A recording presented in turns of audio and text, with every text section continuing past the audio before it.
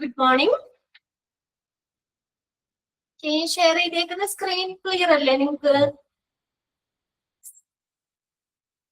അപ്പോ നമ്മൾ കഴിഞ്ഞ ക്ലാസ്സിൽ ഏതായിരുന്നു നോക്കിയത്? ലബോറട്ടറി സർവീസ് അല്ലേ?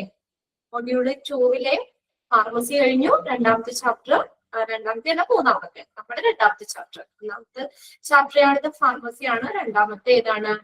ബയോളജി വരും. Okay, laboratory service, functional divisions നമ്മൾ പറഞ്ഞു അല്ലെ? ഏതൊക്കെയായിരുന്നു functional divisions of lab service? ഏതൊക്കെയാ? Clinical pathology, clinical microbiology, clinical biochemistry, urinalysis, blood bank. Okay, അതിനകത്ത് ക്ലിനിക്കൽ പതോളജിയുടെ കീഴിൽ വരുന്ന ഇൻക്ലൂഡ് ചെയ്യേണ്ടത് ഏത്, ഇൻക്ലൂഡ് ചെയ്യാത്തത് ഏത്, അതൊക്കെ നോക്കി വെക്കുക. ഓരോന്നിന്റെയും ഇപ്പൊ സ്റ്റഡി ഓഫ് ബ്ലഡ് ഏതാണ്? Haematology, study of blood body tissue, histopathology, study of cells, cytology, ഒരു set of test and procedure, അതാണ് റൂട്ടീൻ പാത്തോളജി എന്ന് പറയുന്നത്. രണ്ടാമത്തെയാണ് ക്ലിനിക്കൽ മൈക്രോ ബയോളജി എന്ന് പറയുന്നത്. അതിൽ നമ്മൾ ബാക്ടീരിയോളജി, മൈക്രോ ബാക്ടീരിയോളജി, വൈറോളജി അല്ലെ? ബാക്ടീരിയയെ കുറിച്ചുള്ള പഠനം. കേൾക്കുന്നില്ലേ? ആരൊക്കെ അവിടെ കേൾക്കാൻ പറ്റാത്ത?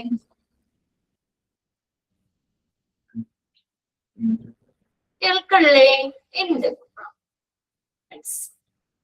കേൾക്കാം. ഓക്കെ, അപ്പൊ ബാക്ടീരിയോളജിയിൽ എന്തായിരുന്നു? Study of bacteria. പിന്നെ രണ്ടാമത്തെ മൈക്രോ ബാക്ടീരിയോളജിയിൽ എന്താ പറഞ്ഞത്? ഒരു ജീനസ് ബാക്ടീരിയ, മൈക്രോ ബാക്ടീരിയം എന്ന് പറഞ്ഞ ആ ജീന്, ബാക്ടീരിയയുടെ ഒരു ജീനാണ് മൈക്രോ ബാക്ടീരിയം, ഒരു വർഗത്തിൽപ്പെട്ട മൈക്രോ ബാക്ടീരിയ. അതിനെ കുറിച്ചുള്ള പഠനമാണ്. അടുത്ത നമ്മൾ പറഞ്ഞു വൈറോളജി ആണ്, സ്റ്റഡി ഓഫ് വൈറസസ്. ഇനി നോക്കിയേ നെക്സ്റ്റ് മൈക്കോളജി. മൈക്കോളജി, മൈക്കോളജി എന്താ? Study of fungi. അവിടെ എന്താ? ഫംഗസുകൾ അല്ലെ? അതായത് എന്താണ് നമ്മൾ പറഞ്ഞത്? ഫംഗസുകളെ പഠന വിധേയമാക്കിയിട്ട് നമുക്ക് എന്താണ് എന്താ നമുക്ക് എന്താണ് രോഗം അല്ലെങ്കിൽ എന്താണെന്നൊക്കെ ഉള്ളത് നമ്മൾ ഐഡന്റിഫൈ ചെയ്യാണ്. ഇതാണ് നമ്മൾ ഏതാണ് ക്ലിനിക്കൽ മൈക്രോബയോളജിയിൽ നമ്മൾ വരുന്ന ഓരോ അതിന്റെ സബ് പോയിന്റ്സ് ആണ് നോക്കുന്നത് കേട്ടോ. അപ്പൊ അതിനകത്ത് ഓരോന്നും നിങ്ങൾ നേരെ എഴുതി വെക്കുക. മൈക്കോളജി എന്ന് പറഞ്ഞാൽ സ്റ്റഡി ഓഫ് ഫംഗി ആണ്. ഫംഗസുകളെ കുറിച്ചുള്ള പഠനം. അടുത്തതാണ് പാരാസൈറ്റോളജി. പാരാസൈറ്റോളജി എന്താ? Is the study of parasites. Okay, അവിടെ നേരെ എഴുതി വെച്ചാൽ മതി. നിങ്ങളോട് എക്സാമിന് അങ്ങനെ ചോദിക്കും. Study of parasites is called dash. എന്നിട്ട് ഇവിടെ തരും immunology, serology, virology, mycology, parasitology. അങ്ങനെ 4 ഓപ്ഷൻ കൊടുക്കാം. നിങ്ങൾ അതിന്റെ കൃത്യമായിട്ട് പഠിച്ചു വെക്കുക. പാരസൈറ്റോളജി എന്ന് പറഞ്ഞാൽ സ്റ്റഡി ഓഫ് പാരസൈറ്റ്സ്, പാരസൈറ്റ്സുകളെ കുറിച്ചുള്ള പഠനം. അടുത്തതാണ് ഇമ്മ്യൂണോളജി. ഇമ്മ്യൂണോളജി എന്താ? സ്റ്റഡി ഓഫ് ഇമ്മ്യൂൺ സിസ്റ്റം അല്ലെ? നമ്മുടെ ഇമ്മ്യൂണിറ്റി, നമ്മുടെ രോഗപ്രതിരോധ സംവിധാനം, ഇമ്മ്യൂണിറ്റിനെ കുറിച്ചുള്ള പഠനം, ഇമ്മ്യൂൺ സിസ്റ്റത്തെ കുറിച്ചുള്ള പഠനം. അപ്പൊ അവിടെ നേരെ എഴുതി വെച്ചേ ഇമ്മ്യൂൺ സിസ്റ്റം എഴുതി വെച്ചാൽ മതി. സ്റ്റഡി ഓഫ് ഇമ്മ്യൂൺ സിസ്റ്റം, അതാണ് immunology. Study of immune system, immunology. Study of immune system, study of immune system, ആണ് immunology. അടുത്തതാണ് സെറോളജി. SEROLOGY. എന്താ? Study of serum, blood serum.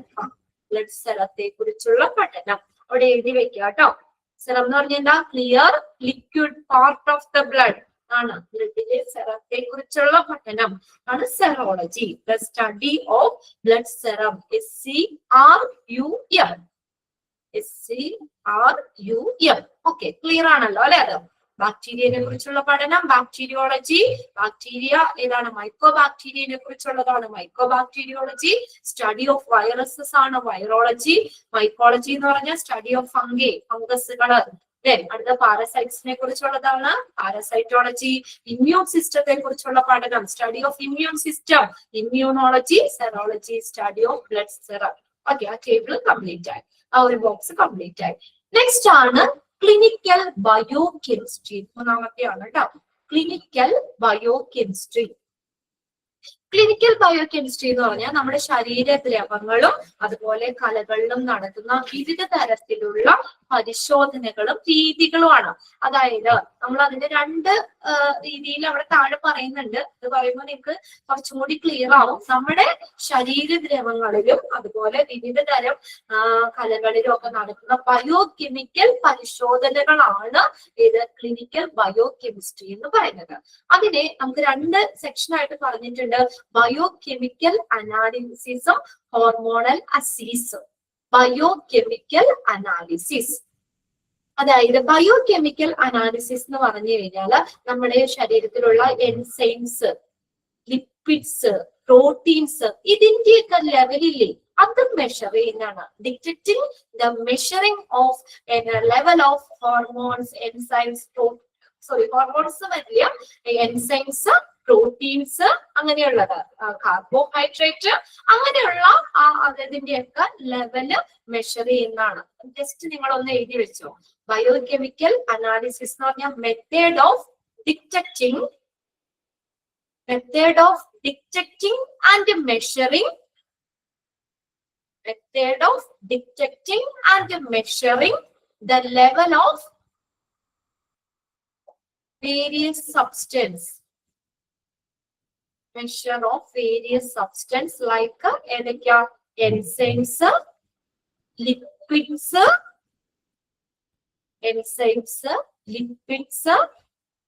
proteins, carbohydrate. ഇതിന്റെയൊക്കെ ലെവല് മെഷർ ചെയ്യുന്ന ഒരു മെത്തേഡാണ് നമ്മുടെ ശരീരത്തിലുള്ള എൻസൈംസിന്റെ, പ്രോട്ടീന്റെ, കാർബോഹൈഡ്രേറ്റിന്റെ, അതുപോലെ ലിപ്പിഡ്സ് ഇതിന്റെയൊക്കെ ലെവല് മെഷർ ചെയ്യുന്ന അല്ലെങ്കിൽ ഡിറ്റക്ട് ചെയ്യുന്ന ഒരു മെത്തേഡാണ് ബയോകെമിക്കൽ അനാലിസിസ്. ഓക്കെ, നമ്മുടെ ശരീരത്തിലുള്ള എൻസൈംസ് ആവട്ടെ, കാർബോഹൈഡ്രേറ്റോ, പ്രോട്ടീൻസോ, ലിപ്പിഡ്സോ ഇങ്ങനെയുള്ളതിന്റെയൊക്കെ ലെവല് മെഷർ ചെയ്യുന്നതാണ് ബയോകെമിക്കൽ അനാലിസിസ് എന്ന് പറയുന്നത്. രണ്ടാമത്തെയാണ് ഹോർമോണൽ അസീസ്. അപ്പൊ അതെന്താണ്? ഹോർമോൺസിന്റെ ലെവല്, നമ്മുടെ ശരീരത്തിലുള്ള ഹോർമോൺസിന്റെ ലെവല് മെഷർ ചെയ്യുന്ന ഒരു മെത്തേഡാണ് ഹോർമോണൽ അസീസ് എന്ന് പറയുന്നത്. ASSAYS. Okay.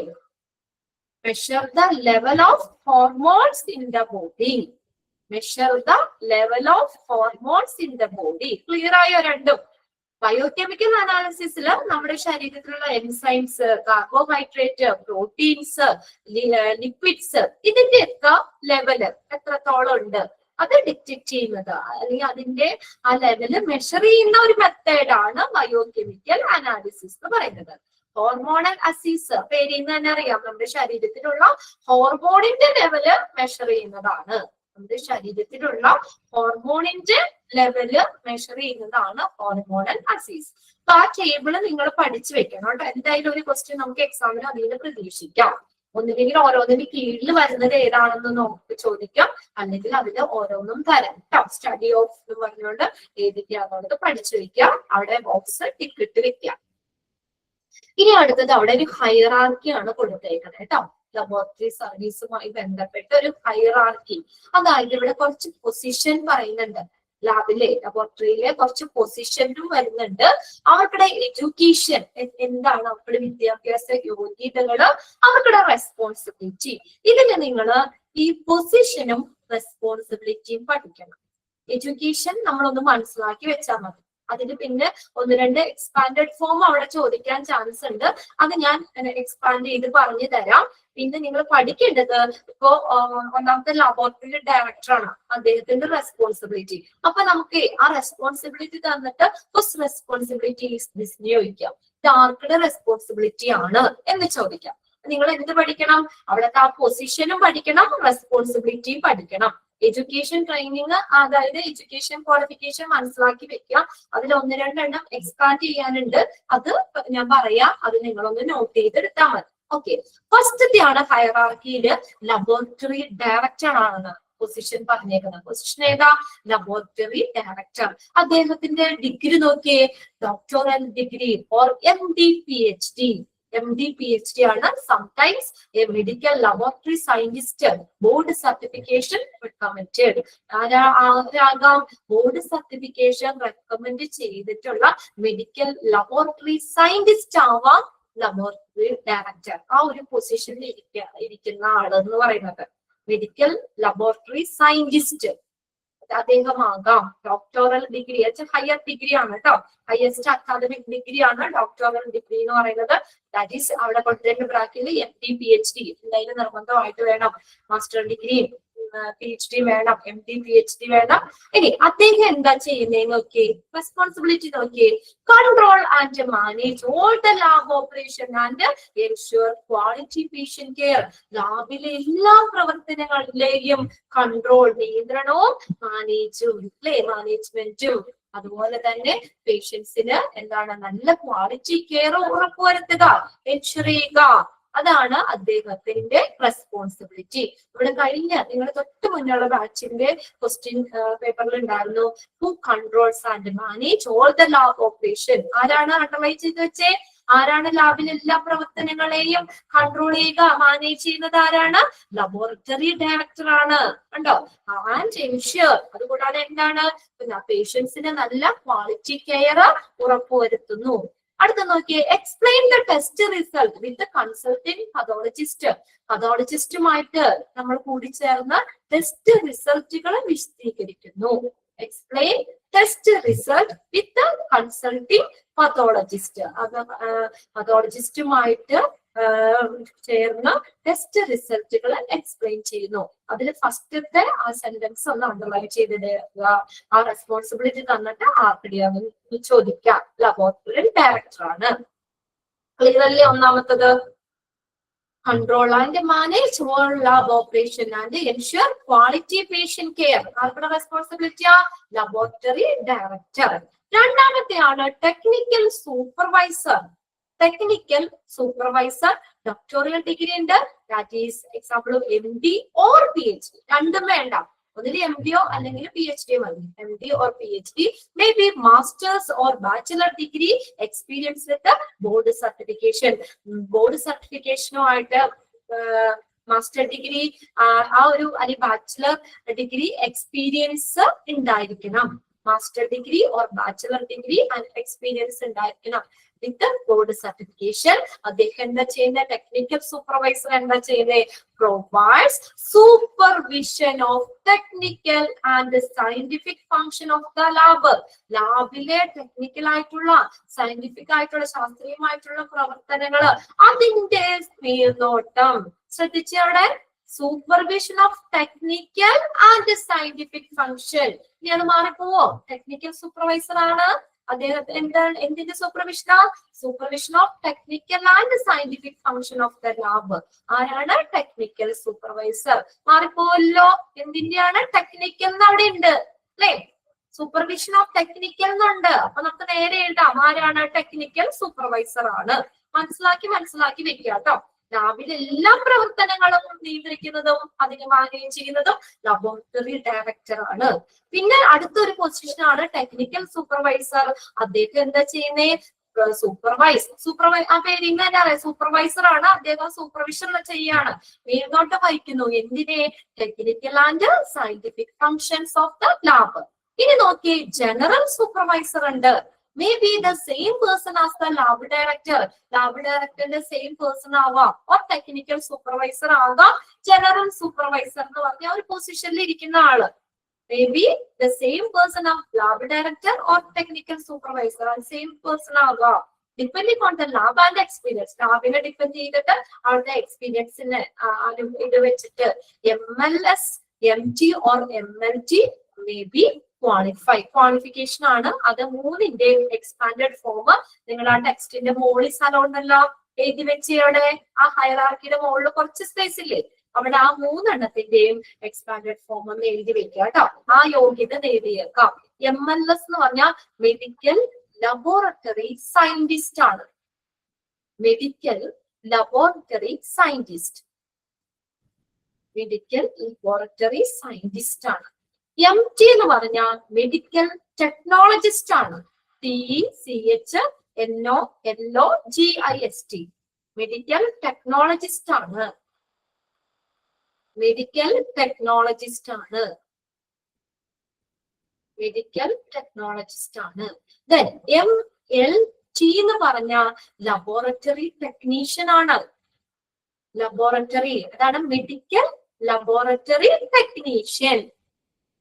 Medical laboratory technician. ഈ യോഗ്യതകൾ ഏതെങ്കിലും സ്ലാഷിട്ട കൊടുത്തേക്കണത് യോഗ്യതകൾ നേടിയേക്കാം. Depending on the lab and എക്സ്പീരിയൻസിനെ ഡിപ്പെൻഡ് ചെയ്തുകൊണ്ട് MLS അല്ലെങ്കിൽ MTയോ അല്ലെങ്കിൽ MLT യോഗ്യത നേടിയേക്കാം. അതാണ് general supervisor. 3ന്റെ expanded form clear അല്ലേ? MLS എന്ന് പറഞ്ഞാൽ മെഡിക്കൽ ലബോറട്ടറി സയന്റിസ്റ്റ്. ഓക്കെ. രണ്ടാമത്തെ MT എന്ന് പറഞ്ഞാൽ മെഡിക്കൽ ടെക്നോളജിസ്റ്റ്. MLT എന്ന് പറഞ്ഞാൽ മെഡിക്കൽ ലബോറട്ടറി ടെക്നീഷ്യൻ ആണ്. ടെക്നീഷ്യൻ. ഓക്കെ. എക്സ്പാൻഡഡ് ഫോം ചോദിച്ചിട്ടുണ്ട് പ്രീവിയസ് ക്വസ്റ്റ്യൻ പേപ്പറിൽ, അതുകൊണ്ടാണ് ഞാനത് 3 നോട്ട് ചെയ്യാൻ പറഞ്ഞത്. ഓക്കെ. എക്സ്പാൻഡ് MLS മതി വെക്കാം. അദ്ദേഹം എന്താ ചെയ്യുന്നേ? സൂപ്പർവൈസർ എന്താ ചെയ്യുന്നേ? ജനറൽ സൂപ്പർവൈസർ ആട്ടോ. Provide the supervision of day to day function of the lab. ലാബിലെ ദൈനംദിന പ്രവർത്തനങ്ങളിൽ എല്ലാ ദിവസവും നടക്കുന്നത് അതിന്റെ സൂപ്പർവിഷൻ ആണ് ജനറൽ സൂപ്പർവിഷൻ. സൂപ്പർവൈസർ ചെയ്യുന്നത് ജനറൽ ആയിട്ട്, അതായത് ലാബില് എല്ലാ ദിവസവും നടക്കുന്ന കാര്യങ്ങളുടെ മേൽനോട്ടം വഹിക്കുന്നതാണ് ജനറൽ സൂപ്പർവൈസർ. ക്ലിയർ അല്ലേ? Provide the supervision of day to day function of the lab. Okay. Technical മാറിപ്പോവല്ലോ അല്ലെ? Supervision of the technical and scientific function ആണ്. അതേപോലെ ടെക്നിക്കൽ ആയിട്ടുള്ള സയന്റിഫിക് ആയിട്ടുള്ള കാര്യങ്ങളുടെ സൂപ്പർവിഷൻ മാത്രമേ ചെയ്യുള്ളൂ. ജനറൽ സൂപ്പർവൈസർ ആണ് ലാബിലെ ഡേ ടു ഡേ അല്ലെ, എല്ലാ ദിവസത്തെയും കാര്യങ്ങളിലെ പ്രവർത്തനങ്ങള് അതിന്റെ മേൽനോട്ടം. ഇനി അടുത്ത് നോക്കിയേ, മെഡിക്കൽ ലബോറട്ടറി ടെക്നീഷ്യൻ ആണ് MLT. നോക്കിയേ, മെഡിക്കൽ ലബോറട്ടറി ടെക്നീഷ്യൻ. അദ്ദേഹം associate degree and completion of accredited MLT or certificate program licensure or certification will be required to be employed. MLT course complete ചെയ്ത് ലൈസൻസ് കിട്ടിയ ആളായിരിക്കും ാണ് പറഞ്ഞേക്കുന്നത്. MLT കോഴ്സ് കംപ്ലീറ്റ് ചെയ്ത് licence കിട്ടിയ ആളായിരിക്കും മെഡിക്കൽ ലബോറട്ടറി ടെക്നീഷ്യൻ എന്ന് പറയുന്നത്. അദ്ദേഹം എന്താ ചെയ്യുന്നത്? അദ്ദേഹത്തിന്റെ റെസ്പോൺസിബിലിറ്റി എന്താ? Perform customary test and quality control on test under the supervision of MLS or MT. MLS ആരാ? മെഡിക്കൽ ലബോറട്ടറി സയന്റിസ്റ്റിന്റെയോ മെഡിക്കൽ ടെക്നോളജിസ്റ്റിന്റെയോ സൂപ്പർവിഷനിൽ അല്ലേ, അവരുടെ മേൽനോട്ടത്തിൽ ടെസ്റ്റുകളുടെ പതിവ് പരിശോധനകൾ നടത്തുന്നു. അതിന്റെ ഗുണനിലവാരവും നിയന്ത്രിക്കുന്നു. കണ്ടോ? ലാബിലെ മെഡിക്കൽ ലബോറട്ടറി ടെക്നീഷ്യൻ ആണ്. അപ്പൊ എന്താ ലാബിൽ എന്ന് പറഞ്ഞാൽ എന്താ ടെസ്റ്റ് കാര്യങ്ങളാണ്. ആ ടെസ്റ്റിന്റെ ക്വാളിറ്റിയില് ഗുണനിലവാരം നിയന്ത്രിക്കുന്നു. അതുപോലെ തന്നെ ആർക്കുടെ മേൽനോട്ടത്തിലാ? MLS MTയുടെ സൂപ്പർവിഷനില് മേൽനോട്ടത്തില് ലാബിലെ ടെസ്റ്റുകളുടെ പതിവ് പരിശോധന നടത്തുന്നു. അതുപോലെ ക്വാളിറ്റി കൺട്രോൾ ഗുണനിലവാര നിയന്ത്രണവും നടത്തുന്നു. അത് നോക്കി വെക്കണേ കേട്ടോ. ഇനി ലാബിലെ കാര്യം ടെസ്റ്റ് എന്ന് കാണുമ്പോൾ തന്നെ അറിയാം മെഡിക്കൽ ലബോറട്ടറി ടെക്നീഷ്യൻ ആണ്. ലാബിൽ എന്താ ടെസ്റ്റാ ചെയ്യുന്നത്? അപ്പൊ ടെസ്റ്റിന്റെ കാര്യങ്ങളൊക്കെ ചെയ്യുന്നു അല്ലെ? പതിവ് ടെസ്റ്റിന്റെ പരിശോധനകൾ കാര്യങ്ങൾ ചെയ്യുന്നു. അതുപോലെ തന്നെ അതിന്റെ ക്വാളിറ്റി കൺട്രോളും ചെയ്യുന്നു. ലാസ്റ്റത്തെയാണ് ഫ്ലിബിറ്റോമിസ്റ്റ് PBT. അത് നോക്കി വെച്ചേ. എക്സ്പാൻഡഡ് ഫോം ചോദിക്കാട്ടോ, ചോദിച്ചിട്ടുണ്ട്. എക്സ്പാൻഡ് PBT എന്താ? ഫ്ലിബിറ്റോമിസ്റ്റ് ആണ്. Phlebotomist high school degree and training or work experience. അദ്ദേഹത്തിന് വലിയ ക്വാളിഫിക്കേഷൻ ഒന്നും വേണ്ട. എന്ത് മതി? High school degree and training or work experience മതി. അദ്ദേഹം എന്താ ചെയ്യുന്നത്? Gather blood samples from patient for the lab test. അദ്ദേഹം എന്താ ചെയ്യുന്നത്? ബ്ലഡ് സാമ്പിളുകൾ ശേഖരിക്കുകയാണ്. ഗ്യാദർ ചെയ്യുക എന്ന് വെച്ചാൽ ശേഖരിക്കുക. Blood samples from patients for lab test. ലാബിലെ ടെസ്റ്റുകൾക്ക് വേണ്ടിയിട്ട് പേഷ്യൻസിൽ നിന്നും ബ്ലഡ് സാമ്പിൾ ശേഖരിക്കുന്നു. അതാണ് ഫ്ലിബിറ്റോമിസ്റ്റ്. അത് ചോദിച്ചിട്ടുണ്ട് കേട്ടോ. ആരാണ്? Who gather blood samples from patients for the lab test. ആരാണ് ഗ്യാദർ ചെയ്യുന്നത്? ശേഖരിക്കുന്ന ആരാണ്? ബ്ലഡ് സാമ്പിൾ ശേഖരിക്കുന്ന ആളെന്ന് പറയുന്ന പേരെന്താണ്? ഫ്ലിബിറ്റോമിസ്റ്റ് ആണ് കേട്ടോ. PBT ഫ്ലിബിറ്റോമിസ്റ്റ്. ഓരോ PBT. അപ്പൊ ഇതിനകത്ത് ഓരോ പൊസിഷനും അതിന്റെ റെസ്പോൺസിബിലിറ്റി പഠിച്ചു വെക്കുക. പിന്നെ നമ്മൾ എക്സ്പാൻഡഡ് ഫോം പറഞ്ഞതും നോക്കി വെക്കുക. PBT, MLS, MT, MLT. Okay, clear ആണ് അല്ലെ? ആ ടേബിളും എക്സാമിന് ചോദിക്കാറുണ്ട് കേട്ടോ. KBന്ന് ക്വസ്റ്റ്യൻ കാണാറുണ്ട്. റെസ്പോൺസിബിലിറ്റി ആണ് ചോദിക്കുന്നത്, ആർക്കുടെ റെസ്പോൺസിബിലിറ്റി ആണെന്ന് പറഞ്ഞിട്ട് അത് ക്ലിയർ ആക്കി വെക്കുക നിങ്ങൾ. ഇനി ഇൻഫ്രാസ്ട്രക്ചർ ആണ് പറഞ്ഞേക്കുന്നത്, അടിസ്ഥാന സൗകര്യങ്ങള്. ലാബിൽ പോയിട്ടില്ലേ നിങ്ങള്? അല്ലെ, എല്ലാ ലാബും ഒരുപോലെയാണോ? ചെറിയ ലാബുകൾ ഉണ്ടാവും, വലിയ ലാബുകൾ ഉണ്ടാവും അല്ലെ. അത് ഡിപ്പെൻഡിങ് ഓൺ സർവീസ്, അവർ ചെയ്യുന്ന ടെസ്റ്റുകളെയൊക്കെ ബേസ് ചെയ്തിട്ടൊക്കെ. ക്വാളിഫിക്കേഷൻ അതൊക്കെ ഇൻഫ്രാസ്ട്രക്ചർ, അടിസ്ഥാന സൗകര്യങ്ങളാണ്. Infrastructure of the laboratory changes with the needs of the clinical research of service provided by the laboratory. ശരിയല്ലേ? ലബോറട്ടറി നടത്തുന്ന ആ സർവീസ്, അതിന്റെ ആവശ്യകതകള് അല്ലെ, അതിനനുസരിച്ച് അടിസ്ഥാന സൗകര്യത്തിന് വ്യത്യാസം ഉണ്ടാകാം. എല്ലാ ലാബും ഒരുപോലെ ആവണമെന്നില്ല. അതിന്റെ ഇൻഫ്രാസ്ട്രക്ചർ എന്ന് പറഞ്ഞാൽ അടിസ്ഥാന സൗകര്യം അല്ലെ. ആ അടിസ്ഥാന സൗകര്യം, ലബോറട്ടറിയുടെ അടിസ്ഥാന സൗകര്യങ്ങള് ലബോറട്ടറി നൽകുന്ന ആ ക്ലിനിക്കൽ റിസർച്ചിന്റെയും അതുപോലെ സർവീസ്, ലാബ് നൽകുന്ന സർവീസിനെയും ബേസ് ചെയ്തിട്ട് വ്യത്യാസപ്പെടാം. പക്ഷെ അത് ചേഞ്ച് ചെയ്യുന്നു എന്നാ പറഞ്ഞേ. എന്നാലോ basic needs should be meet regulatory and international standards. പക്ഷെ കാര്യമുണ്ട്, അടിസ്ഥാനപരമായിട്ടുള്ള ബേസിക് നീഡ്സ്, അടിസ്ഥാന ആവശ്യങ്ങൾ എന്ത് പാലിക്കുന്നതായിരിക്കണം? Regulatory and international standard. നമുക്ക് തോന്നിയ രീതിയിലാകാൻ പാടില്ല. എങ്ങനെയാ? നിയന്ത്രണ മാനദണ്ഡങ്ങളും അന്താരാഷ്ട്ര മാനദണ്ഡങ്ങളും അനുസരിച്ച് വേണം ബേസിക് നീഡ്സ്, അടിസ്ഥാന ആവശ്യങ്ങൾ. ആ ലാബിലെ ബേസിക് നീഡ്സ് അതെങ്ങനെയായിരിക്കണം? റെഗുലേറ്ററി ആൻഡ് ഇന്റർനാഷണൽ സ്റ്റാൻഡേർഡ്സ് അനുസരിച്ചായിരിക്കണം. ഇൻഫ്രാസ്ട്രക്ചറിൽ വ്യത്യാസം വരാം. ലാബിന്റെ നീഡ്സ് അല്ലെ, അവിടുത്തെ എന്തൊക്കെ ടെസ്റ്റുകളോ കാര്യങ്ങളൊക്കെ ചെയ്യുന്നത് അതിനനുസരിച്ച് ആ ഇൻഫ്രാസ്ട്രക്ചറിൽ വ്യത്യാസം വരാം. പക്ഷേ അവിടുത്തെ അടിസ്ഥാന കാര്യങ്ങള്, ആവശ്യങ്ങള് എങ്ങനെയായിരിക്കണം? എന്ത് പാലിക്കുന്നതായിരിക്കണം? റെഗുലേറ്ററി ഇന്റർനാഷണൽ സ്റ്റാൻഡേർഡ്സ് പാലിക്കുന്നതായിരിക്കണം. ആ ഫസ്റ്റ് സെന്റൻസ് അണ്ടർലൈൻ ചെയ്തിട്ടുണ്ടോ? Then, infrastructure of the laboratory directly affect the quality of research data, efficiency and safety of laboratory worker. ഇനി ലാബിന്റെ ഇൻഫ്രാസ്ട്രക്ചർ എന്തിനൊക്കെ അഫക്ട് ചെയ്യുന്നേ? ക്വാളിറ്റി ഓഫ് റിസർച്ച് ഡേറ്റ, ഗവേഷണ ഡാറ്റയുടെ ക്വാളിറ്റി, ആ ഗുണനിലവാരത്തെ, എഫിഷ്യൻസി ആൻഡ് അതിന്റെ കാര്യക്ഷമതേനെ അല്ലെ, ലാബിന്റെ കാര്യക്ഷമതേനെ. പിന്നെ അതുപോലെ സേഫ്റ്റി ഓഫ് ലബോറട്ടറി വർക്കേഴ്സിന്റെ സേഫ്റ്റി, സുരക്ഷയെ ഒക്കെ ബാധിക്കുന്നു അല്ലേ. ഇപ്പൊ വലിയ അടിസ്ഥാന സൗകര്യങ്ങൾ ഇല്ലെങ്കിൽ നമുക്ക് ലാബിലെ വർക്കേഴ്സിന്റെ സേഫ്റ്റിനെയൊക്കെ ഇതാവില്ലേ, ഉള്ളത് വെച്ചൊക്കെ അഡ്ജസ്റ്റ് ചെയ്യുക. അല്ലെ അങ്ങനെയൊക്കെ ആവുമ്പോൾ ചിലപ്പോ എന്താ ആ ലാബിന്റെ കാര്യക്ഷമതയെ, പിന്നെ അതുപോലെ തന്നെ ഡാറ്റയുടെ ക്വാളിറ്റീനെ, ലബോറട്ടറി വർക്കേഴ്സിന്റെ സേഫ്റ്റി, സുരക്ഷയെ ഒക്കെ ബാധിക്കുന്നു. അതൊന്ന് അണ്ടർലൈൻ ചെയ്ത് വെച്ചേ. The management അതങ്ങനെ ചോദിക്കാട്ടോ. Infrastructure of the laboratory directly affect the dash. ആരൊക്കെയാ? Quality of research data, efficiency and safety of laboratory workers. The management of the laboratory is responsible for providing sufficient resource to the staff. ഇനി laboratory ആ മാനേജ്മെന്റിന് എന്താ ഉത്തരവാദിത്തം? providing the sufficient resource to the staff. ആ സ്റ്റാഫിന് resource കൊടുക്കണം, ആവശ്യത്തിനുള്ള resource അല്ലെ. ലാബിന് വെറുതെ ഒരു ബിൽഡിംഗ് ഉണ്ടാക്കി കുറച്ച് സ്റ്റാഫിന് നിർത്തിയ പോരാ. അവർക്ക് അവിടത്തെ കാര്യങ്ങൾ പെർഫെക്റ്റ് ആയിട്ട് ചെയ്യണമെങ്കിൽ അതിന് വേണ്ട കാര്യങ്ങൾ ചെയ്തു കൊടുക്കണം. ആ റിസോഴ്സുകൾ, അതിന് വേണ്ട വിഭവങ്ങൾ കൊടുക്കണം, സഫീഷ്യന്റ് റിസോഴ്സ് കൊടുക്കണം. to guarantee efficient working of the laboratory. ഒരു ലാബോറട്ടറിയുടെ കാര്യക്ഷമമായിട്ടുള്ള വർക്കിംഗ് ഗ്യാരണ്ടി ഉറപ്പ് വരുത്തുന്നതിന് വേണ്ടിയിട്ട് എന്ത് ചെയ്യണം? സഫീഷ്യന്റ് റിസോഴ്സസ് സ്റ്റാഫിന് കൊടുക്കണം. അത് ആർക്കുടെ റെസ്പോൺസിബിലിറ്റി ആണ്? Management of the laboratory. Laboratory മാനേജ്മെന്റിന്റെ ഒരു ഉത്തരവാദിത്തമാണ് എന്റെ ലാബിലെ ഒരു കാര്യക്ഷമമായിട്ടുള്ള വർക്കിംഗ് ഉറപ്പുവരുത്തുന്നതിന് വേണ്ടിയിട്ട് സ്റ്റാഫിന് സഫീഷ്യന്റ് ആവശ്യത്തിനുള്ള റിസോഴ്സുകൾ പ്രൊവൈഡ് ചെയ്യുക എന്നുള്ളത്. ഓക്കെ, ആ സെന്റൻസ് അണ്ടർലൈൻ ചെയ്തോളൂ. ഇനി നല്ലൊരു ലബോറട്ടറി ഡിസൈൻ എന്തൊക്കെ കാര്യങ്ങളാണ് പരിശോധിക്കേണ്ടത്? ലാബിൽ പോയിട്ടുണ്ട് എല്ലാവരും അല്ലെ? നിങ്ങൾ കണ്ടിട്ടുണ്ടോ ഇങ്ങനെയുള്ള സംഭവങ്ങളൊക്കെ? നോക്കിയേ, പോയിട്ടുണ്ട് എല്ലാവരും. Good laboratory design should examine the following. നല്ലൊരു ലബോറട്ടറി അത് ഡിസൈൻ ചെയ്യുമ്പോൾ ഈ പറയുന്ന കാര്യങ്ങള് നമ്മൾ പരിശോധിക്കണം. അത് ഇങ്ങനെയൊക്കെ ഉണ്ടായിരിക്കണം. ഫസ്റ്റത്തെയാണ് സൈനേജ്.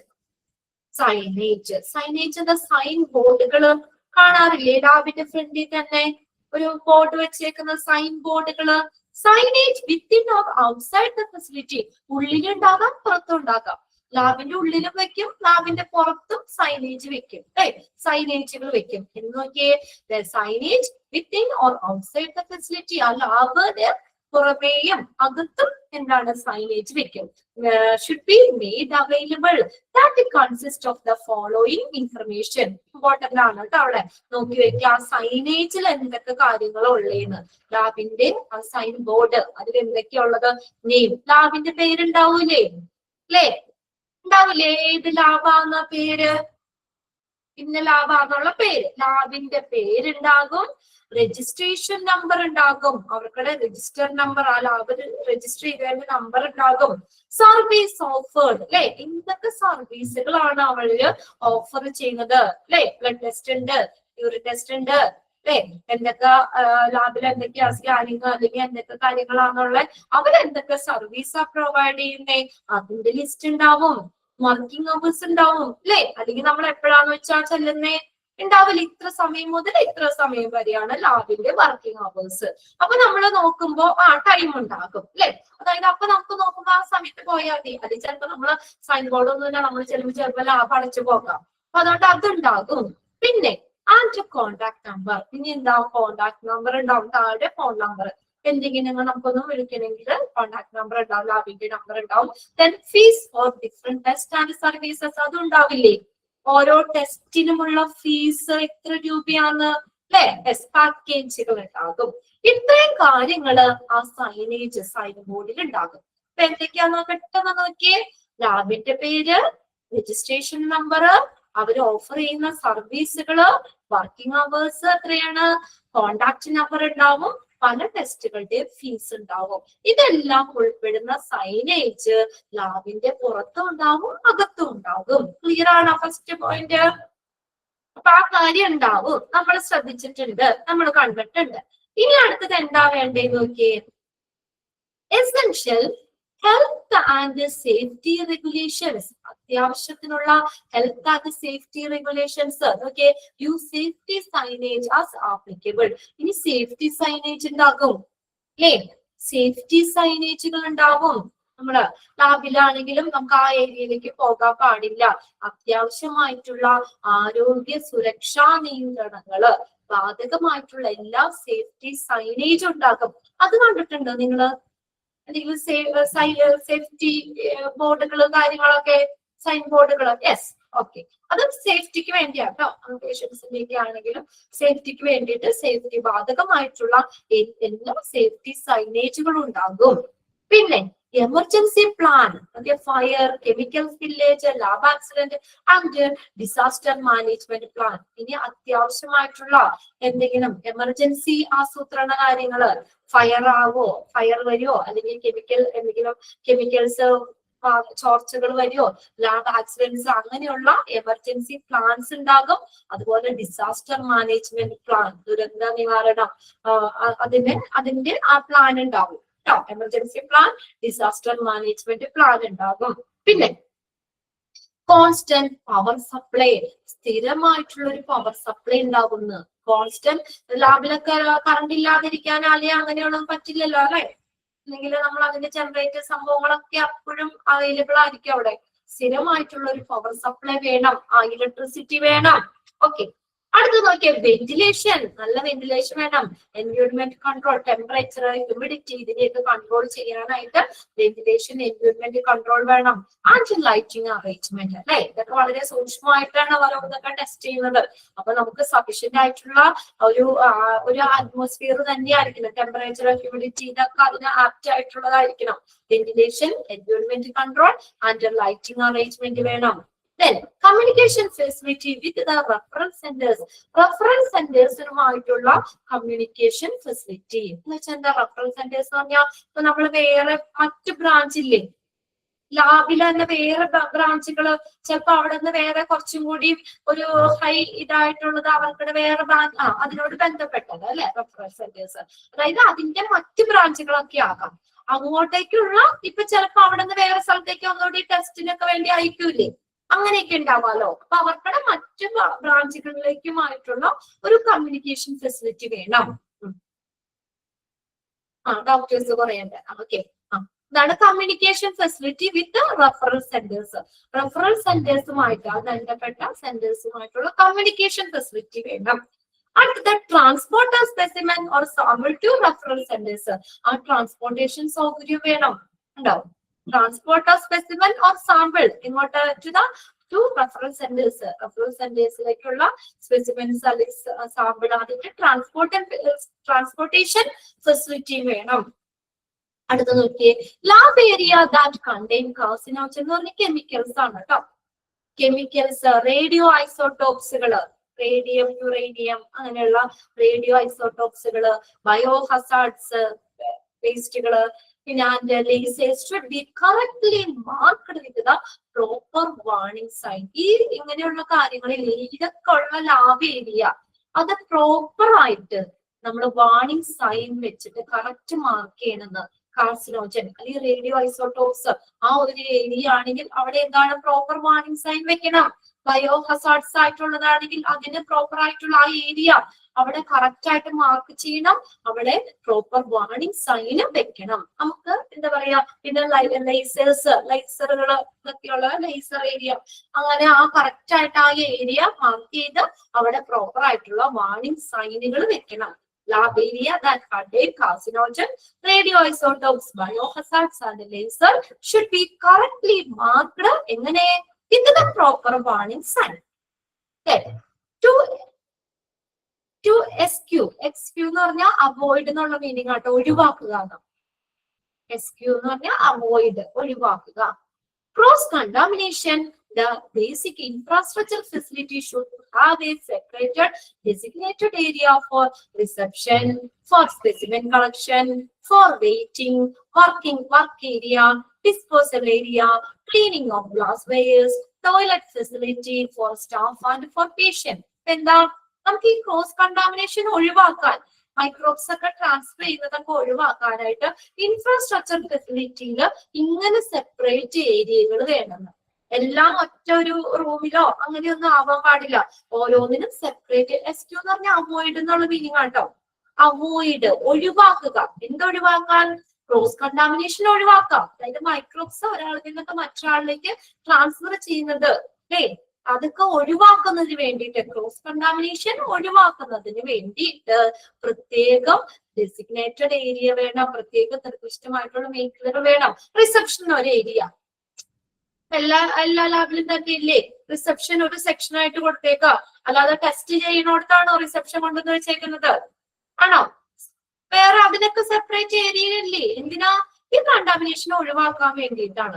റിസപ്ഷൻ ഒരു ഏരിയ, സ്പെസിമെൻസ് കളക്ട് ചെയ്യാൻ ഒരു ഏരിയ, പേഷ്യൻസിന് വെയിറ്റ് ചെയ്യാനായിട്ട് ഒരു ഏരിയ, വർക്ക് ചെയ്യുന്ന വർക്ക് ഏരിയ, അതിനെ ഡിസ്പോസ് ചെയ്യാൻ അവിടുത്തെ വേസ്റ്റുകൾ ഡിസ്പോസൽ ഏരിയ ഉണ്ട്, cleaning of glass wares clean ചെയ്യാനുള്ള വേറെ ഏരിയ ഉണ്ട്, ടോയ്ലറ്റ് ഫെസിലിറ്റി ഉണ്ട് for the staff and for patients അല്ലെ, സ്റ്റാഫിന് വേറെ പേഷ്യൻസിന് വേറെ അങ്ങനെ ടോയ്ലറ്റ് ഫെസിലിറ്റീസും ഉണ്ട്. അപ്പൊ ഇതൊക്കെ എന്തിനു വേണ്ടിയാ?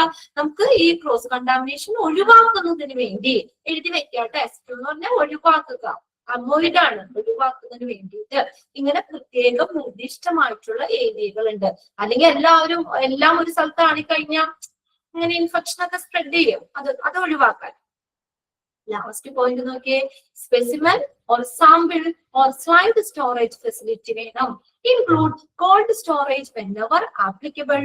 Only authorized personnel should have access to examination area, record keeping area. Okay, specimen or sample or slide storage facility വേണം. അതൊക്കെ എങ്ങനെയാ? Including cold storage. അതായത് ഇതൊക്കെ നമ്മൾ ഈ ഇങ്ങനെയുള്ള സ്പെസിമെൻ സാമ്പിൾ ഒക്കെ സാധാ ടെമ്പറേച്ചറിൽ വെച്ച് കഴിഞ്ഞാൽ ചിലപ്പോൾ അത് ചീത്തയാവും അല്ലെ. അതിന് വേണ്ടിയിട്ട് എന്ത് വേണം? Cold storage facility. ഫ്രീസർ അല്ലെങ്കിൽ അങ്ങനെയുള്ള ഫ്രിഡ്ജ്, ഫ്രീസർ അങ്ങനെയുള്ളതില്ലേ, അങ്ങനെയുള്ള അതൊക്കെ എന്ന് പറഞ്ഞാൽ എന്താ പറയാ, കോൾഡ് സ്റ്റോറേജിൽ വെക്കണം. അത് നമ്മളെ തണുത്ത ഒരു അന്തരീക്ഷത്തിൽ തന്നെ ആയിരിക്കണം. നമ്മുടെ സാധാ നോർമൽ നമ്മുടെ റൂം ടെമ്പറേച്ചറിൽ വെച്ച് കഴിഞ്ഞാൽ അതൊക്കെ ചീത്തയായി പോകും. അപ്പൊ അതിന് വേണ്ടിയിട്ട് കോൾഡ് സ്റ്റോറേജ് ഫെസിലിറ്റി വേണം. പിന്നെ നോക്കിയ ഒരു കാര്യം എന്താ, ഓൺലി ഓതറൈസ്ഡ് പേഴ്സണൽ എന്ന് പറഞ്ഞ സ്റ്റാഫ് ആണ് കേട്ടോ. PRSONNEL അതിന് അനുമതിയുള്ള ആളുകൾ മാത്രമേ എന്ത് ചെയ്യാൻ പാടുള്ളൂ, have access to examination area, record keeping area. എല്ലാവരും ഓടിച്ചാടി ആ ഏരിയയിലേക്ക് പോകാൻ പാടില്ല. അതിന് അധികാരമുള്ള എൻട്രി ചെയ്യാൻ പാടില്ല. അസസ് ചെയ്യാന്ന് വെച്ചാൽ എൻട്രി ചെയ്യുക, പ്രവേശിക്കുക. അതായത് ആ ഏരിയയിലേക്ക് examination area, record keeping area, ഇതിലേക്കൊക്കെ അനുമതിയുള്ള, അതിന് അംഗീകാരമുള്ള അതിന് അനുമതിയുള്ള ആ സ്റ്റാഫുകൾക്ക് മാത്രമേ അങ്ങോട്ടേക്ക് കയറാൻ പാടുള്ളൂ. എല്ലാ ആളുകൾക്കും അലോ ചെയ്തിട്ടില്ല, നോട്ട് അലൗഡ് അല്ലേ. നമുക്ക് അങ്ങോട്ടേക്ക് പ്രവേശനമില്ല. അപ്പൊ അതൊക്കെ എന്തിനാ, ഇതൊക്കെ കുറയ്ക്കാൻ വേണ്ടിയിട്ടാണ് അല്ലെ. നമ്മുടെ പുറമേന്നുള്ളവരൊക്കെ ആ ഏരിയയിലേക്ക് കയറി കഴിഞ്ഞാൽ ഇങ്ങനെ എന്തെങ്കിലും പ്രശ്നങ്ങളൊക്കെ വരാം, ഇൻഫെക്ഷനും കാര്യങ്ങളൊക്കെ ഉണ്ടാക്കാം. ശരി, ഇൻഫെക്ഷൻ ഒക്കെ ഉണ്ടാവാം. അതൊക്കെ ഒഴിവാക്കാൻ വേണ്ടി അതിന് അംഗീകാരമുള്ള അനുമതിയുള്ള വ്യക്തികൾക്ക് മാത്രമേ അങ്ങോട്ടേക്കുള്ള പ്രവേശനമുള്ളൂ. അതാണ്. പിന്നെ ഈ സ്പെസിമെൻ സാമ്പിളൊക്കെ നോർമൽ ടെമ്പറേച്ചറിൽ വെക്കാൻ പാടില്ല. അത് കോൾഡ് സ്റ്റോറേജ് ഫെസിലിറ്റിയിൽ തന്നെ വേണം. ഈ പറയുന്ന കാര്യങ്ങളെല്ലാനും നമ്മൾ എന്താണ്, ഒരു ലാബ്, നല്ലൊരു ലബോറട്ടറി ഡിസൈൻ ചെയ്യുമ്പോൾ ഈ കാര്യങ്ങൾ വേണം, എക്സാമിൻ ചെയ്യണം, ഈ കാര്യങ്ങൾ പരിശോധിക്കണം. ഇതൊക്കെ നമ്മുടെ ലാബിലുള്ളതാണ്. ചിലപ്പോ നിങ്ങൾ ശ്രദ്ധിച്ചിട്ടുണ്ടാവും, ചിലപ്പോൾ ശ്രദ്ധിക്കാതെ പോയിട്ടുണ്ടാവും. ഇങ്ങനെയുള്ള ഫെസിലിറ്റി വേണമെന്നാ പറഞ്ഞേക്കണം കേട്ടോ. ഒരു നല്ലൊരു ലബോറട്ടറി ഡിസൈൻ ചെയ്യുമ്പോൾ ഈ പറയുന്ന കാര്യങ്ങൾ പരിശോധിക്കണം. ഇത് വേണം. ക്ലിയർ ആണ് എല്ലാ പോയിന്റ്സും? ഓക്കെ അല്ലേ? ഇന്ന് തന്നെ വായിച്ചു വെക്കണം കേട്ടോ. ഓക്കെ, ഇനി നോക്കിയേ, ഓക്കെ ആണ് അല്ലെ എല്ലാവർക്കും പോയിന്റ്സ്. ഇനി അടുത്ത ലെവൽ ഓഫ് ലബോറട്ടറി. ഇതേ ഒരു ക്വസ്റ്റ്യൻ ഞാൻ പറഞ്ഞുതരാം കേട്ടോ. എനിക്ക് എക്സാമിന് മിക്കവാറും തന്നെ വരാറുള്ള ഇതിന് ഏതെങ്കിലും ഒരു ക്വസ്റ്റ്യൻ കാണാറുണ്ട് കേട്ടോ. ലബോറട്ടറിയുടെ പല ലെവലാണ്. മെഡിക്കൽ ലബോറട്ടറി നോക്കിയേ, അക്കോർഡിംഗ് ടു NABL, അവിടെ ഒന്ന് എഴുതി വെച്ച്, NABL എന്ന് പറഞ്ഞാൽ national NATIONAL national accreditation ACC REDITATION national accreditation board BOARD board for testing TESTING testing and calibration CALIBRATION calibration laboratories LABORATORIES National Accreditation Board for Testing and Calibration Laboratories NABL. Medical laboratories according to NABL അനുസരിച്ച് നാബിനെ നമ്മളെ നോക്കിയ NABL are divide into 4 as below. ഇവിടെ 4 എണ്ണം, അതായത് size അനുസരിച്ചിട്ടാട്ടോ. ലബോറട്ടറിനെ നമ്മൾ size അനുസരിച്ച് നമുക്ക് 4 ആക്കി തിരിക്കാം. അഞ്ചാമത്തെ ഒരെണ്ണം കൂടി വരുന്നുണ്ട്, അതാണ് ഞാൻ പ്രത്യേകം പറഞ്ഞത്. സൈസ് അനുസരിച്ച് നമുക്ക് 4 ആക്കി തിരിക്കാം. അഞ്ചാമത്തെ ലൊക്കേഷൻ അനുസരിച്ചാണ് അവിടെ പറഞ്ഞേക്കുന്നത്. ഒരു ഡിവിഷനും കൂടി വരുന്നുണ്ട്. വലിപ്പത്തിനനുസരിച്ച് നമ്മളെ 4 ആക്കി തിരിക്കാം. Irrespective of the place they are operating and are equally applicable to both public and private sectors. അവ പ്രവർത്തിക്കുന്ന സ്ഥലം പരിഗണിക്കാതെ തന്നെ ഇറസ്പെക്റ്റീവ്. ഒന്നോടെ സ്പെല്ലിംഗ് പറയാം. Okay, national NATIONAL national accreditation ACC REDITATION. Fousi ഇവിടെ ടൈപ്പ് ചെയ്തിട്ടുണ്ട്. ഞാൻ ഇനി ടൈപ്പ് ചെയ്തൊക്കെ വരുമ്പോ സമയം പോലോന്ന് വിചാരിച്ചിട്ടാണ്. അക്രഡിറ്റേഷൻ നിങ്ങളുടെ ഫ്രണ്ട്സ് തന്നെ നല്ല ഹെൽപ്ഫുൾ ആയിട്ടുള്ളവരുണ്ട്. Board BOARD Board for Testing TESTING and Calibration CALIBRATION Laboratories LABORATORIES Laboratories. Okay, അപ്പൊ അതിനകത്ത് നമ്മൾ ലാബിനെ സൈസ് അനുസരിച്ച് നമുക്ക് 4 തിരിക്കാന്ന് പറഞ്ഞേക്കുന്നത്. ഏതൊക്കെയാന്ന് നോക്കിയേ. അത് അവ പ്രവർത്തിക്കുന്ന സ്ഥലം പരിഗണിക്കാതെ തന്നെ നമ്മുടെ ബോത്ത് പബ്ലിക് ആൻഡ് പ്രൈവറ്റ് സെക്ടേഴ്സിൽ ഈക്വലി ആപ്ലിക്കബിൾ ആണിത്. ഈ ഒരു ഡിവിഷൻ. അതായത് ലാബിനെ നമ്മൾ പറയുന്നത് 5 ഉണ്ട്. അതാ ഞാൻ പറഞ്ഞേ, ടെക്സ്റ്റില് നമ്മൾ 5 ഉണ്ട്. അതിൽ ആദ്യത്തെ 4 നമ്മുടെ സൈസ് വലിപ്പം അനുസരിച്ചാ പറഞ്ഞേക്കണേ. 5ാമത്തെ ആണ് ലൊക്കേഷനിൽ വെച്ചിട്ട് പറഞ്ഞേക്കണത്. അപ്പൊ ഇത് 4 എന്ന് പറഞ്ഞത് ആ ആദ്യത്തെ ABCD വരെ വന്നത് അതിന്റെ വലിപ്പം നോക്കിയിട്ടാ. നോക്കിയേ, സ്മോൾ സൈസ്ഡ് ലബോറട്ടറി ഉണ്ട്, മീഡിയം സൈസ്ഡ് ലബോറട്ടറി ഉണ്ട്, ലാർജ് സൈസ്ഡ് ലബോറട്ടറി ഉണ്ട്, വെരി ലാർജ് സൈസ്ഡ് ലബോറട്ടറി ഉണ്ട്. അപ്പൊ നോക്കിയേ, 1ാമത്തെയാണ് സ്മോൾ സൈസ്ഡ്. സ്മോൾ സൈസ്ഡ് എന്ന് പറഞ്ഞാൽ നോക്കിയേ, a laboratory that receive sample of up to 100 patients or participants per day. ഒരു ദിവസം 100 പേഷ്യൻസിന്റെ വരെ അപ് ടു അത്രയും സാമ്പിളുകള് റിസീവ് ചെയ്യുന്ന ലബോറട്ടറിയാണ് സ്മോൾ സൈസ്ഡ്. നിങ്ങൾ അത് വേറൊന്നും ഇത്രയും വലിയ ലെങ്തി സെന്റൻസ് ഒന്നും നോക്കണ്ട. സ്മോൾ സൈസ്ഡ് എന്ന് പറഞ്ഞാൽ അപ് ടു 100 പേഷ്യൻസ്, 100 വരെയുള്ള പേഷ്യൻസിന്റെ ബ്ലഡ് സാമ്പിളുകൾ മാത്രമല്ല, സാമ്പിളുകൾ റിസീവ് ചെയ്യുന്നത് ലബോറട്ടറിയാണ് സ്മോൾ സൈസ്. സ്മോൾ കുറച്ച് പേർക്കടെ, അതായത് up to 100 patients.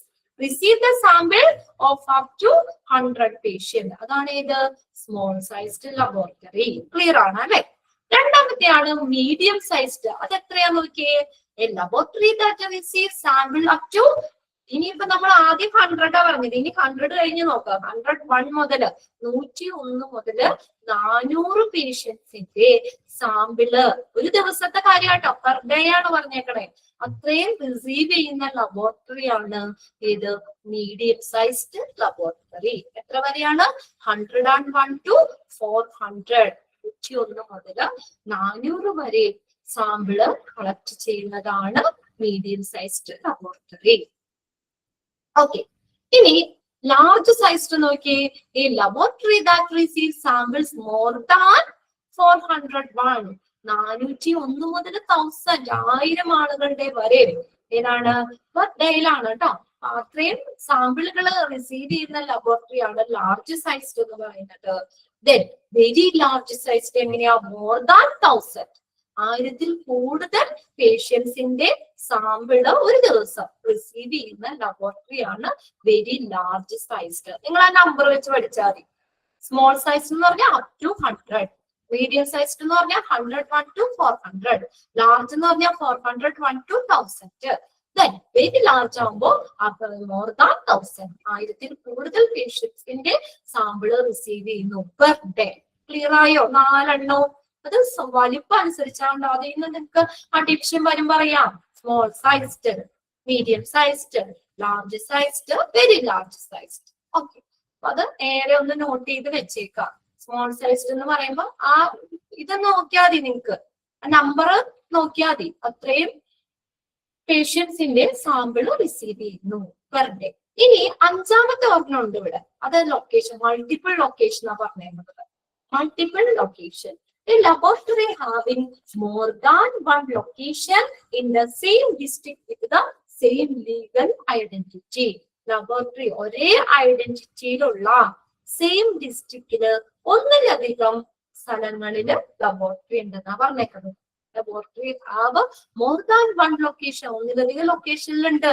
In the same district, ഒരു ഡിസ്ട്രിക്റ്റിൽ തന്നെ സെയിം ലീഗൽ ഐഡന്റിറ്റിയില് ഒന്നിലധികം എന്തുണ്ട്? അതായത് ഒരേ പേരിലുള്ളത്.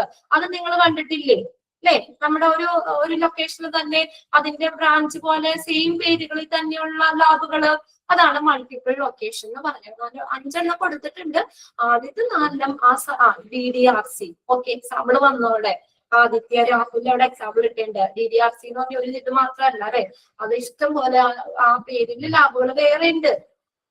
More than one location in the same district with the same legal identity. ഒരേ ലീഗൽ ഐഡന്റിറ്റി, അതായത് ആ പേര് സെയിം ആയിരിക്കും. ആ സെയിം ഡിസ്ട്രിക്റ്റില് ഒന്നിലധികം ലൊക്കേഷനിലും ലബോറട്ടറി ഉണ്ട്. അങ്ങനെ 5 എണ്ണം പറയുന്നുണ്ട്. ആദ്യത്തെ 4 എണ്ണം നമ്മൾ സൈസ് അനുസരിച്ചാണ് മാറ്റുക. ഓക്കെ, ചോദിക്കാറുണ്ട്. അവിടെ ടിക്കറ്റ് വെച്ചു. ഏതെങ്കിലും നമുക്ക് ചോദിക്കാം എക്സാമിന്. ഇങ്ങനെ തന്നെ ചോദിക്കാം കേട്ടോ. A laboratory receive more than receive the sample up to 100 patients or participants per day is called a dash. ഇത് ലബോറട്ടറി ആണ്. സ്മോൾ അവിടെ ആൻസർ അവിടെ വന്നു കഴിഞ്ഞു. Okay Krishnendu, okay small size. അപ്പൊ അത് ഞാനൊരു എക്സാമ്പിൾ ആയിട്ട് അങ്ങ് പറഞ്ഞതാണ്. ഓക്കെ അല്ലേ പിള്ളേരെ? ഓക്കെ അത് small size. Okay very good. ഇനി അടുത്തതാണ് എക്യുപ്മെന്റ്സ് ആണ് കേട്ടോ. എക്യുപ്മെന്റ്സ് ഇനി എന്തൊക്കെ ഉപകരണങ്ങളാണ്? നമ്മൾ വലിയ ബിൽഡിംഗ് ഉണ്ടാക്കി വെച്ചു, കുറച്ച് സ്റ്റാഫുകളെ നിർത്തി, അവിടുത്തെ വർക്കിംഗ് ഓക്കെയാണോ? അതിന് എക്യുപ്മെന്റ്സ് വേണം അല്ലെ? ഒരു ലിസ്റ്റ് ഓഫ് എക്യുപ്മെന്റ്സ് വേണം, ഒരു സെറ്റ് ഓഫ് എക്യുപ്മെന്റ്സ് വേണം അവിടെ പ്രോപ്പർ ആയിട്ടുള്ള ഫങ്ഷൻസ് ചെയ്യാനായിട്ട്. ലാബിലൊക്കെ വർക്ക് ചെയ്യുന്നവരുണ്ടോ? ഇവിടെയൊക്കെ നമ്മുടെ ക്ലാസ്സിലുണ്ടാവും. അതായത് ഓരോ ലാബിലും നമ്മൾ each laboratory should arrange A list of equipments. ഓരോ ലബോറട്ടറിയിലും ഒരു കൂട്ടം എക്യുപ്മെന്റ്സ് അല്ലെങ്കിൽ ലിസ്റ്റ് ഓഫ് എക്യുപ്മെന്റ്സ് ഉണ്ട്. എന്തിനു വേണ്ടി? Needed for the functioning of the laboratory depending on the kind of test perform അല്ലേ? അങ്ങനെ അനുസരിച്ചല്ലേ അവിടെ ഏത് ടെസ്റ്റ് ആണ് നിർവഹിക്കുന്നത്, അവിടെ ഏത് ടെസ്റ്റുകളൊക്കെ ചെയ്യുന്നത്, അതിനനുസരിച്ചുള്ള എക്യുപ്മെന്റ്സ് പോരെ? ഇതിപ്പോ നമ്മുടെ എല്ലാ എക്യുപ്മെന്റ്സ് ഇപ്പൊ എല്ലാ ലാബിലും വേണമെന്നില്ല. അതായത് അവിടെ ഏത് ടെസ്റ്റ് ആണ് അവര് പെർഫോം ചെയ്യുന്നത്, ഏത് ടെസ്റ്റ് ആണ് നിർവഹിക്കുന്നത്, അതിനനുസരിച്ചുള്ള എക്യുപ്മെന്റ്സ് പോരെ അല്ലെ? അതാണ് അങ്ങനെ ഓരോ ലാബിലും ഉണ്ടാവുന്നത്. ആ ഒരു ലിസ്റ്റ് ഓഫ് എക്യുപ്മെന്റ്സിന്റെ ഒരു ലിസ്റ്റ് ഉണ്ടാവും. അത് എന്തിനു വേണ്ടി, എന്തിനാവശ്യമായിട്ടുള്ളതാ? Needed for the functioning of the laboratory depending on the kind of test performed. ഏത് തരത്തിലുള്ള ടെസ്റ്റ് ആണ് അവിടെ പെർഫോം ചെയ്യുന്നത് അല്ലെ? ഏത് തരത്തിലുള്ള ടെസ്റ്റ് ആണ് അവിടെ നിർവഹിക്കുന്നത്, അതിനെ ബേസ് ചെയ്തിട്ട് എന്തുണ്ടാവാം? ഒരു എക്യുപ്മെന്റ്സിന്റെ ലിസ്റ്റ് ഉണ്ടാവാം. എക്യുപ്മെന്റ്സ് കൺസിസ്റ്റ് ഓഫ്, അത് വേണമെങ്കിൽ ഒന്ന് അണ്ടർലൈൻ ചെയ്തോട്ടോ. Laboratory depending on the dash എന്തിനും ബേസ് ചെയ്തിട്ട് different on the kinds of test performed. അത് അണ്ടർലൈൻ ചെയ്ത് വെച്ചു. ഈ equipments consist of hardware and software instruments. എന്തൊക്കെയാവാം ഈ എക്യുപ്മെന്റ്സ് എന്ന് പറഞ്ഞത്? ലാബിലെ എക്യുപ്മെന്റ്സ് എന്ന് പറഞ്ഞാൽ ഹാർഡ്വെയർ, സോഫ്റ്റ്വെയർ ഇൻസ്ട്രുമെന്റ്സ് ആകാം, അല്ലെങ്കിൽ അത് മെഷർ ചെയ്യാനുള്ള അളക്കുന്നതിനുള്ള മെഷറിംഗ് സംവിധാനങ്ങളാകാം. Laboratory information system, LIS, laboratory information system, ഇതൊക്കെ ആകാം എക്യുപ്മെന്റ്സ് എന്ന് പറയുന്നത്. ഡീറ്റെയിൽ അവിടെ കൊടുക്കുന്നുണ്ട് കേട്ടോ. The following should be made sure. അപ്പോ ഇനി പറയുന്ന കാര്യങ്ങള് നമ്മള് എന്താണ് ഉറപ്പുവരുത്തണം. എക്യുപ്മെന്റ്സ്, ലാബിലെ എക്യുപ്മെന്റ്സ്, അതുമായി സംബന്ധിച്ച് നമ്മൾ അതിപ്പോ ലാബില് ഉള്ള ഓരോ എക്യുപ്മെന്റ്സ് ഉപയോഗിക്കുമ്പോഴും ഒക്കെ ഈ പറയുന്ന കാര്യങ്ങള് നമ്മള് എന്ത് ചെയ്യണം? ഉറപ്പുവരുത്തണം. നമ്മൾ തോന്നിയ രീതിക്കൊന്നും ഉപയോഗിക്കാൻ പാടില്ല. എന്തൊക്കെ കാര്യങ്ങളാണ് നമ്മൾ ഷുവറാക്കണ്ടേ, ഉറപ്പുവരുത്തേക്കണേ? Equipment should be chosen to meet the requirements of the laboratory with regard to design and capacity. എങ്ങനെയാണ് എക്യുപ്മെന്റ്സ് തിരഞ്ഞെടുക്കുന്നത്? To meet the requirements of the laboratory. ലബോറട്ടറിയുടെ റിക്വയർമെന്റ്സ് അനുസരിച്ച് ഏത് തരത്തിലുള്ള ലാബാണ് അല്ലെങ്കിൽ എങ്ങനെയാണ് അതിനനുസരിച്ച് വേണം, അതിന് മീറ്റ് ചെയ്യുന്ന രീതിയിൽ വേണം എക്യുപ്മെന്റ്സ് തിരഞ്ഞെടുക്കാനായിട്ട്. With regard to design and capacity, എന്തുമായി ബന്ധപ്പെട്ട ലാബിന്റെ ഡിസൈൻ, ലാബിന്റെ കപ്പാസിറ്റി എന്നിവയുമായി ചേർന്ന് ലബോറട്ടറിയിലെ എന്തൊക്കെയാണോ ആവശ്യകതകൾ അത് പാലിക്കുന്ന രീതിയിലുള്ള എക്യുപ്മെന്റ്സ് വേണം. ലബോറട്ടറിയുടെ കാര്യങ്ങള്, അവർക്കുടെ ആവശ്യങ്ങള്, ലാബിന്റെ ആവശ്യങ്ങള് പാലിക്കുന്ന രീതിയിലുള്ള എക്യുപ്മെന്റ്സ് വേണം തിരഞ്ഞെടുക്കാൻ. ക്ലിയർ അല്ലേ? ഫസ്റ്റ് പോയിന്റ് എക്യുപ്മെന്റ്സ് എങ്ങനെ വേണം തിരഞ്ഞെടുക്കാൻ അല്ലേ? നമ്മള് ഇഷ്ടമുള്ളതൊക്കെ കുറെ എക്യുപ്മെന്റ്സ് കൊണ്ടൊന്നും വെക്കേണ്ട ആവശ്യമില്ല. അത് ആ ലാബിലെ ആവശ്യങ്ങള്, ഏത് ടൈപ്പ്. ഇപ്പൊ എല്ലാ ലാബിലും എല്ലാ ടെസ്റ്റുകളും ചെയ്യണമെന്നില്ല. അപ്പൊ അവിടെ ഏതൊക്കെ ടെസ്റ്റുകളാണ് ചെയ്തറിയുന്നേ, അതിനനുയോജ്യമായിട്ടുള്ള എക്യുപ്മെന്റ്സ് വേണം തിരഞ്ഞെടുക്കാൻ. രണ്ടാമത് നോക്കി, all equipment should be qualified before it is taken for clinical use. ഇനി നമ്മൾ അത് എടുക്കാൻ നേരത്തല്ല നോക്കേണ്ടത്, എല്ലാ എക്യുപ്മെന്റ്സിന്റെ ക്വാളിറ്റി നമ്മളത് ഡിറ്റർമിൻ ചെയ്യണം. ക്വാളിഫൈഡ് ആയിരിക്കണം, നല്ല ഗുണനിലവാരം ഉണ്ടായിരിക്കണം. അത് ഏതിനും ഈ before it is taken four clinical use, ആ ക്ലിനിക്കൽ ഉപയോഗത്തിന് എടുക്കുന്നതിന് മുന്നേ അത് എല്ലാ എക്യുപ്മെന്റ്സും ക്വാളിഫൈഡ് ആയിരിക്കണം എന്ന്. എല്ലാ ഉപകരണങ്ങളും ബെറ്റർ ക്വാളിറ്റി കീപ്പ് ചെയ്യണം അല്ലെ. എല്ലാ ഉപകരണങ്ങളും എടുക്കുന്നതിന് മുന്നേ അതിന്റെ യോഗ്യത നേടിയിരിക്കണം. അതായത് പക്ക, നമ്മൾ പറയില്ലേ, പെർഫെക്റ്റ് ആയിരിക്കണം. എപ്പോഴും ഏത് സമയത്തും ഉപയോഗിക്കാവുന്ന രീതിയിൽ അത് എന്താണ്, നല്ല ക്വാളിറ്റി ഗുണനിലവാരം ഉറപ്പുവരുത്തണം. അത് കേടായോ അല്ലെങ്കിൽ അത് എന്തെങ്കിലും പൊട്ടിയതോ അത് അങ്ങനെയൊന്നും പാടില്ല. നമ്മൾ എടുക്കാൻ നേരത്തല്ലോ, നമ്മൾ അത് എടുക്കുന്നതിന് മുന്നേ തന്നെ നമ്മൾ ആ ക്വാളിറ്റി ഉറപ്പുവരുത്തണം. ഒന്നാം. രണ്ടാമത്തെ point, all equipment should be in usable condition at all times. ഇനി എല്ലാ എക്യുപ്മെന്റ്സും എങ്ങനെയായിരിക്കണം? യൂസബിൾ കണ്ടീഷൻ, ഉപയോഗിക്കാൻ പറ്റുന്നതായിരിക്കണം. ഒരു 10 ഉണ്ടെന്ന് പറഞ്ഞിട്ട് കാര്യമില്ല. പക്ഷെ എന്താ, എല്ലാരും നമുക്ക് ചിലപ്പോ 5 ചീത്തയായി കിടക്കായിരിക്കും. കാര്യമുണ്ടോ? ഇല്ല. എല്ലാ എക്യുപ്മെന്റ്സും എങ്ങനെയായിരിക്കണം? യൂസബിൾ കണ്ടീഷൻ ആയിരിക്കണം. കണ്ടോ?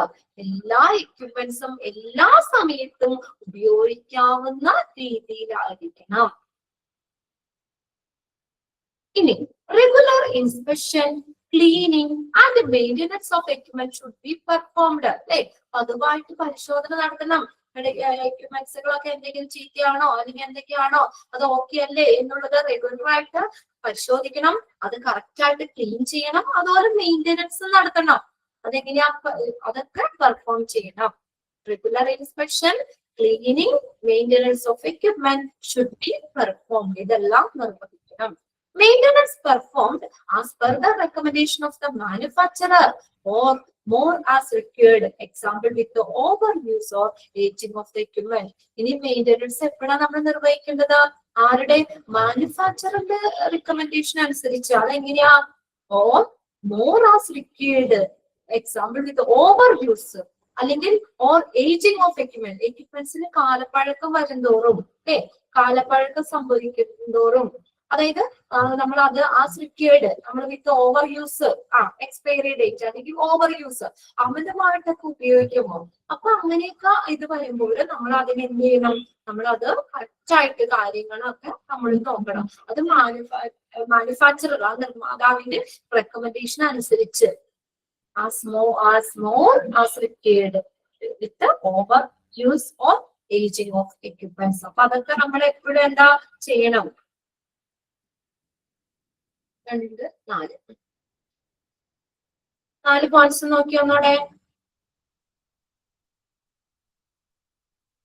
എല്ലാ ലബോറട്ടറി എക്യുപ്മെന്റ്സും എങ്ങനെയായിരിക്കണം എന്ന് പറഞ്ഞേക്കണേ? എങ്ങനെയായിരിക്കണം? ലാബിലെ ആവശ്യകതകള് പാലിക്കുന്ന രീതിയിലായിരിക്കണം. അങ്ങനെയുള്ള ലാബിൽ എന്തൊക്കെ ടെസ്റ്റുകളാണ് നടത്തുന്നത് അല്ലെ, അതിന്റെ ആവശ്യകതകള് പാലിക്കുന്ന രീതിയിൽ, അത് മീറ്റ് ചെയ്യുന്ന രീതിയിലായിരിക്കണം. ഉണ്ടോ? അത് ഡിസൈൻ ചെയ്യുക, അതിന്റെ കപ്പാസിറ്റി, അതൊക്കെ നമ്മൾ ഉൾപ്പെടുന്ന, അതിനെ സംബന്ധിച്ച് ലാബിലെ ആവശ്യകതകൾ പാലിക്കുന്ന രീതിയിലായിരിക്കണം എക്യുപ്മെന്റ്സ് നമ്മൾ ചൂസ് ചെയ്യാനായിട്ട്, തിരഞ്ഞെടുക്കുന്നതിന് വേണ്ടിയിട്ട്. ഇനി ക്ലിനിക്കൽ ഉപയോഗത്തിന് മുന്നേ എല്ലാ എക്യുപ്മെന്റ്സും എന്ത് ചെയ്യണം? നമ്മൾ ക്വാളിഫൈഡ് ആണ് അല്ലെ, ഗുണമേന്മ അത് ഉറപ്പുവരുത്തണം. അത് എല്ലാം എന്താണ്, നമ്മൾ ഉപയോഗിക്കാൻ എടുക്കുന്നതിന് മുന്നേ തന്നെ അത് എന്ത് ചെയ്യണം? ക്വാളിറ്റി അല്ലെങ്കിൽ ചെക്ക് ചെയ്യണം. Okay. Equipment should be qualified ആയിരിക്കണം അത് before it is taken four clinical use. അടുത്ത നോക്കി, all equipment should be in usable condition at all times. എല്ലാ സമയത്തും, ഏത് സമയത്തും ഉപയോഗിക്കാവുന്ന രീതിയിൽ എല്ലാ എക്യുപ്മെന്റ്സും യൂസബിൾ കണ്ടീഷനിലായിരിക്കണം. ഓക്കെ. ഇനി പതിവായിട്ട് പരിശോധനകൾ നടത്തണം അല്ലെ, ക്ലീനിങ് നടത്തണം, മെയിൻ്റെനൻസ് ഒക്കെ നടത്തണം. പിന്നെ മെയിൻ്റെനൻസ് എങ്ങനെ വേണം നിർവഹിക്കാൻ? Recommendation of the manufacturer or more as required. അല്ലെങ്കിൽ നമ്മളിപ്പോ കൂടുതലായിട്ട് ഓവർ യൂസ് ചെയ്യുമ്പോഴോ അല്ലെങ്കിൽ ഏജിങ് ഒക്കെ ആകുമ്പോഴോ നമ്മൾ കൂടുതൽ എന്ത് ചെയ്യണം? നമ്മൾ മെയിൻ്റെനൻസ് കാര്യങ്ങൾ ചെയ്യേണ്ടി വരും അല്ലെ. ആ ഉപകരണങ്ങൾ, എക്യുപ്മെന്റ്സ് കാലപ്പഴക്കം വരുന്തോറും ചിലപ്പോ മെയിൻ്റെനൻസ് വർക്ക് കൂടുതലൊക്കെ ആവാം അല്ലെ. അല്ലെങ്കിൽ ഓവർ യൂസ് ചെയ്യുമ്പോഴോ, ഇത്രയും നമുക്ക് യൂസ് ചെയ്യാൻ പറ്റുള്ളൂ. അത് അമിതമായിട്ട് ഓവർ യൂസ് ചെയ്യുമ്പോൾ നമ്മൾ എന്താണ്, ഓവർ യൂസ് ചെയ്യുമ്പോൾ നമുക്കത് കൂടുതൽ മെയിൻ്റെനൻസ് കാര്യങ്ങൾ ചെയ്യേണ്ടിയൊക്കെ വരാം അല്ലെ. അപ്പൊ മാനുഫാക്ചറിന്റെ ആ റെക്കമെൻഡേഷൻ അനുസരിച്ച് തന്നെ മെയിൻ്റെനൻസ് കാര്യങ്ങൾ നിർവഹിക്കണം. അല്ലെങ്കിൽ കൂടുതലായിട്ട് ഓവർ യൂസ് ചെയ്യുമ്പോഴോ എക്യുപ്മെന്റ്സ് ഏജിങ് കാലപ്പഴക്കം വരുമ്പോഴും നമ്മൾ കൂടുതൽ എന്ത് ചെയ്യണം, ആ മെയിൻ്റെനൻസ് കാര്യങ്ങളൊക്കെ ചെയ്യണം. ഓക്കെ അല്ലേ? ഇത്രയും പോയിന്റ്സ് 4 ഓക്കെ.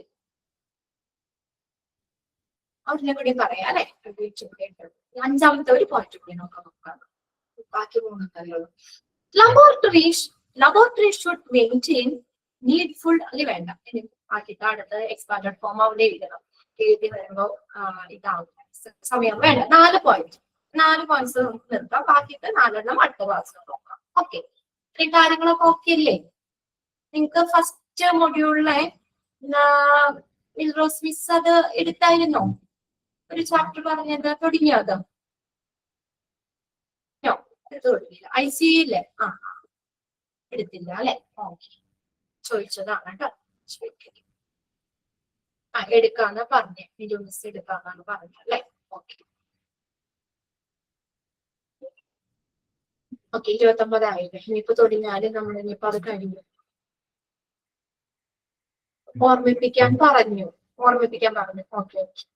ICU ആണല്ലേ ഇനി എടുക്കാനുള്ളത്. ബാക്കി എല്ലാം കഴിഞ്ഞല്ലോ. ഫസ്റ്റ് മൊഡ്യൂളിലെ എല്ലാവരുടെയും ബാക്കി എല്ലാ ചാപ്റ്റേഴ്സ് നിങ്ങൾ നോക്കിയില്ലേ? യെസ്. പിന്നെ നമുക്ക് ഇപ്പൊ 4 പോയിന്റ്സ് ആണ് നമ്മൾ പറഞ്ഞത് എക്യുപ്മെന്റ്സിന്റെ. ഇപ്പൊ അടുത്ത് പറഞ്ഞാലും ഇപ്പൊ ഇത് കഴിയില്ല. ഓക്കെ, എന്നാൽ ബാക്കി നമുക്ക് അടുത്ത ക്ലാസ്സിൽ നോക്കാം. ക്ലാസ് വൈൻഡപ്പ് ചെയ്യാണ് കേട്ടോ. വേറെ സംശയമൊന്നും ഇല്ലല്ലോ? എല്ലാവരും നല്ല മിടുക്കികളൊക്കെ ആയിട്ടിരിക്കല്ലേ? ഓക്കെ അല്ലേ? ശരി, എന്നാ വേഗം പോയി ഭക്ഷണമൊക്കെ കഴിച്ച് ഓക്കെ ആയിട്ടിരുന്നോ കേട്ടോ. Okay, bye. Thank U.